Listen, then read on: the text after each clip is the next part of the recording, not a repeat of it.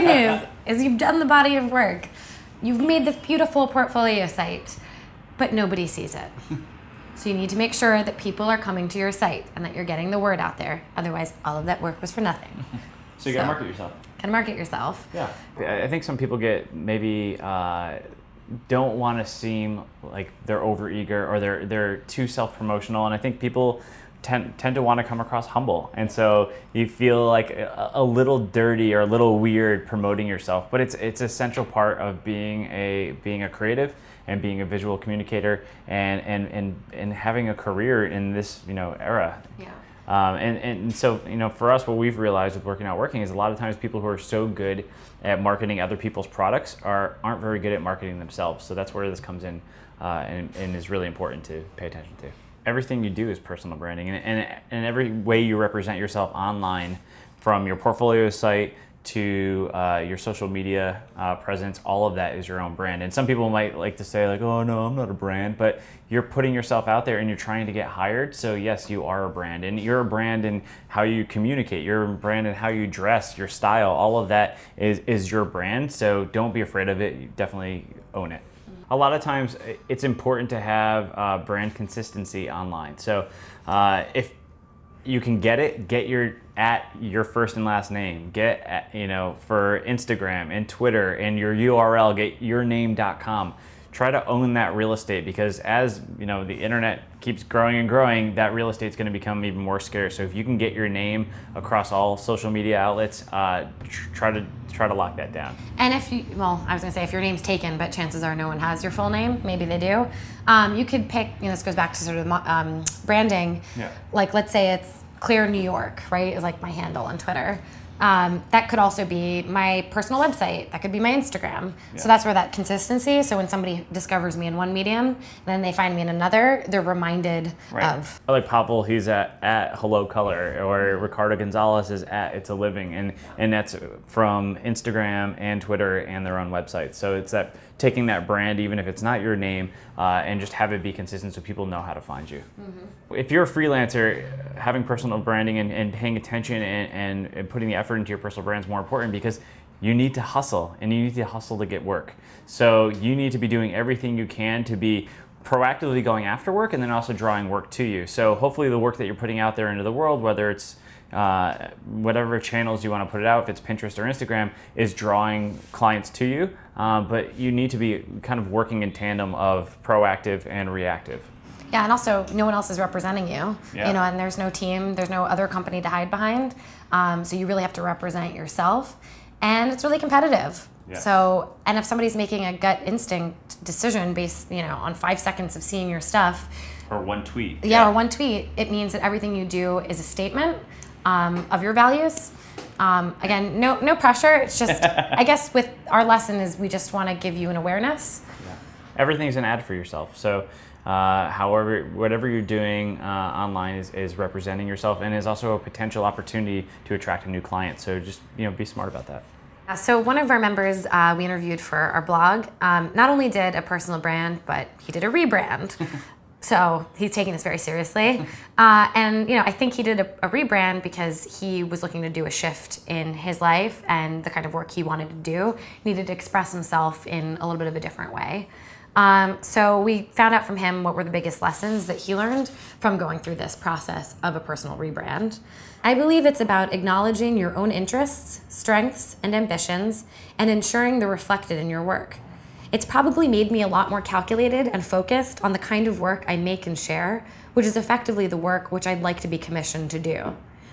When you're done, or even hit pause in this class right now and go in and just stop right here and go and check out your Twitter and make sure your bio is up to date and your picture represents you well, and make sure your LinkedIn is up to date, make sure your Instagram is up to date, make sure all of your social presence, make sure your Facebook doesn't have really embarrassing drunk photos of you, unless you're the embarrassing drunk photo brand, and then that's totally cool. Yeah. But just make sure everything's consistent and represents you in a really authentic way. And if you don't have your name, your name on Twitter, if you can get it, it's worth going and checking in all those areas if you can get your own name. And maybe sending it to a friend and saying, if you didn't know me, what would you think about me? Oh yeah, that's a good question to ask. And just like gut instinct, whatever they say back, and might be harsh, and pay attention to that. Like if you're a writer, you should be on Twitter. If you're a designer, an illustrator, an art director, you should be on Instagram. Those are the channels where people are discovering other people with similar skills. And so if you're not on there, you're missing out on opportunities. Well, also, if you have consistency with the frequency in which that you post work, people look forward to looking at your stuff. You become the sort of destination, and also you're obviously increasing the chances you're going to be shared with somebody else. So just make it easier for people to find you. Yeah, and I think people can get overwhelmed with like, oh my God, I have to tweet every day, and I have to Instagram every day, and I have to do that. You don't. Do it at a rate that you feel comfortable, and it's not completely, inconveniencing your life. But it's good to like occasionally stay up on it just to make sure that you still have a presence. We have a few members who have really challenged themselves to do something creative every single day and post it. So Brock Davis is an advertising art director and designer who started make something cool every day, and he did it for an entire year. Chris Piasek, who's an illustrator, also did that and gave himself that challenge. And Claire interviewed him for our blog Free Range, and he told us, "Doing something every day definitely pays off. My daily drawing series literally changed my life. When I started, I was a staff designer at a small studio. A year into my dailies, I started getting commissioned client work based on my drawings. A couple years later, I was a fully independent illustrator. I've been working for myself, doing exclusively illustrations since 2010. I never would have imagined that would be possible." I love it. This is why we do what we do.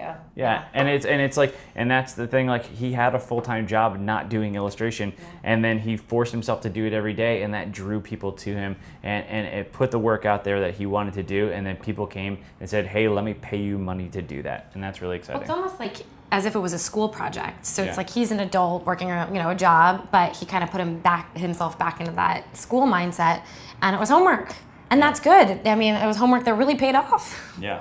For me, when I was doing a lot of personal projects, I used my own social networks as a litmus test to see if an idea was worth pursuing more than that initial phase of trying it out. So I would do a project and I would send it to my friends on Facebook and post it on Twitter. And if they spread it around, then I was like, oh, that's a really good indicator that I'm onto something.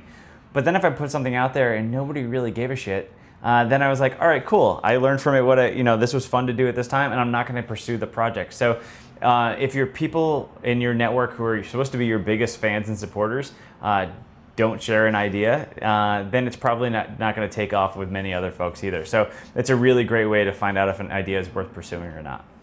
There's people out there who have built a really strong following by giving the internet gifts. And what I mean by that is, like Jessica Hish is really good at this. She did an entire flowchart of should I work for free, and she designed it, and then she put it out on shouldIworkforfree.com, and then she made it a letterpress print. And it really helped a lot of people, so they could go through the process and be like, all right, is this a job I should be doing for free or not? And it was something that people needed to know, and something people really appreciated and latched onto. So this is from Ricardo Gonzalez, who is a member. He's done a beautiful job with his personal brand. He even has a moniker, which is It's a Living, which expresses his mission, which is, make what you love your job, which is what we're talking about. Yeah. So I asked him how he grew his Instagram following, which is now well over 80,000 people. And he gave me a couple of do's and don'ts. Starting with the do's. Do share. Do be nice. Do be humble. Do be authentic. Do what you love, even though it's not as cool. Just keep doing it. Do keep it simple. Don't follow the trend. Don't do it for the money. Don't do it for the fame. Don't network. Make friends instead. Don't think that recognition is all. Don't think that copying is flattery. Learn how to combine styles instead. Don't lose your cool. Well, I think there's also a friend of mine, Scott Hayes, said email is forever, and the same holds true for Twitter and anywhere else online. So don't get into Twitter wars with people. Don't post stuff that you think you may regret at some point. It's almost like think twice about anything you post to make sure you're putting stuff out there that represents you right and isn't going to come back to haunt you.